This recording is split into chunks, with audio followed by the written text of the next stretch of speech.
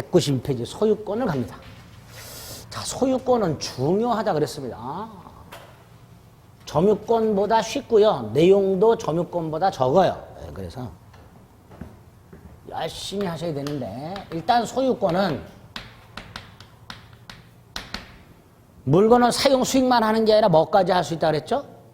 처분까지 할 수 있다 그랬죠. 그래서 완전한 지배권이라고 불러요. 그런데 여러분들이 누군가가 어떤 물건에서 권리를 준다고 할 때 어떤 권리가 제일 좋아요? 소유권이 제일 좋죠. 그러다 보니까 이 소유권이 충돌이 제일 많아요. 그래서 이 소유권은 일정한 제한을 가하고 있어요. 어떤 제한을 가하고 있는가? 191페이지 상단을 보세요. 소유권의 뜻이라고 되어 있죠. 거기에 뭐라고 되어 있어요? 소유물을 사용, 수익, 처분할 권리라고 되어 있죠. 근데 앞에 뭔 태클이 들어있어요. 뭐 법률의 범위 내에서 이렇게 놨어요. 그 말은 소유권은 뭘로 제한할 수 있다? 법률로 제한할 수 있다. 됐죠? 그리고 민법에 이걸 제한한 법률 관계가 있어요. 상린 관계라고. 서로 상자, 이웃 린자를 써요. 부동산 소유자가 인접해 있다 이런 뜻이에요. 요 사람들은 경계선 부분에서 충돌할 우려가 있어요. 예를 들어 갑소유 땅이 있고 을소유 땅인데 여기가 경계예요. 근데 갑이 건물을 짓는데요. 경계에 딱 붙여갖고 건물을 지었어요. 갑이 뭘 위반한 건 아니지만 자기 땅 위에 건물 졌죠. 을은 좀 답답하지요. 안 답답할까? 사람이 가까이 와도 답답한데, 그쵸? 사람이 불편함을 느끼는 거리가 있어요. 타인과 1.8m. 이 1.8m 내에 누군가가 들어오면 불편해지기 시작한대, 사람은. 그래서 엘리베이터를 내가 혼자 타고 있다가 누가 들어오면 비켜주죠. 바짝 코너로 가지요. 안 가나? 당당하게 서 있나? 전 코너로 가요. 그게 사람이 불편하게 느끼는 거리이기 때문에. 이런 것도 마찬가지예요. 아무리 경계를 침범하지 않았어도 딱 붙어 있으니까 열받는단 말이죠. 나중에 그럼 을도 똑같이 건물을 지어. 건물이 딱 붙어버려요. 그쵸? 그래서 반 미터 띄워서 건물을 지으라고 돼 있어요. 민법에는. 이게 뭐예요? 아니 내 땅에 내가 건물을 짓는데 왜 경계 딱 붙이지 못하고 반 미터 띄우라 하냐? 이게 제한이 되는 거예요. 그게 상린 관계. 이 상린 관계의 조문이 40개가 넘어요. 굉장히 많아요. 다 외워야 돼요. 조문 40몇 개를. 뻥이에요. 다 외울 필요 없고 조문을 나중에 보다 보면 정말 쓸데없는 조문들도 많아요. 몇 가지만 기억하시면 돼요. 그 중에 하나 기억할 게 이거예요. 경계선 부분에서 건축을 할 때는 몇 미터 띄워라, 반 미터 띄워라 이런 조문들이 있어요. 또 하나가 상린관계로부터 파생되는 권리가 몇 개 있어요. 권리.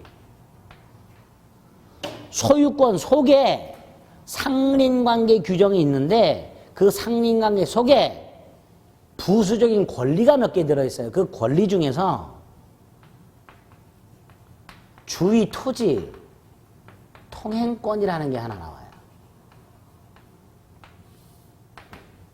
주의 토지 통행권. 자, 갑소유 땅이 있고 을소유 땅이 있어요. 인접했죠. 상린죠. 서로 상자, 이웃 린자. 자, 여기가 공로예요. 공로란 일반 대중이 통행이 허용이 된 도로. 이게 공로예요. 그러니까 누구든지 다닐 수 있는 도로가 공로예요. 자, 그런데 여기 삼면이 바다예요. 우리나라가 삼면이 바다죠. 공그레또 갑소유 땅이, 갑과 을소유 땅이 삼면이 바다예요.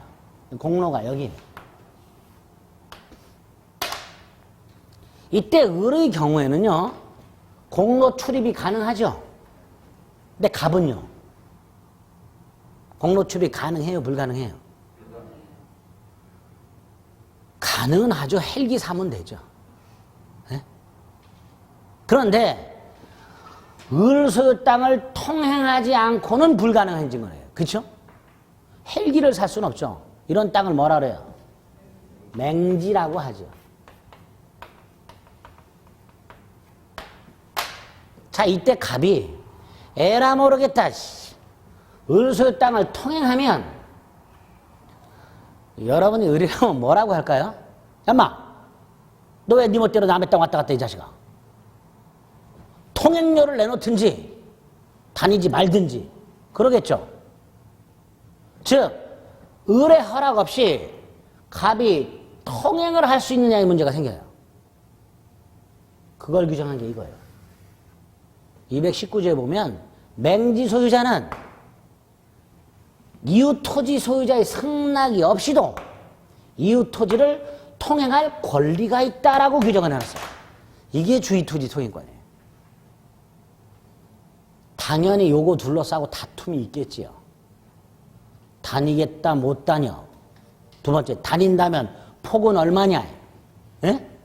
포장할 수 있냐. 비만 오면 질척거리는데 통행료 받을 수 있냐 등등이 문제가 될 거예요. 그러다 보니까 요거와 관련된 대법원 판례가 많이 쌓여 있어요.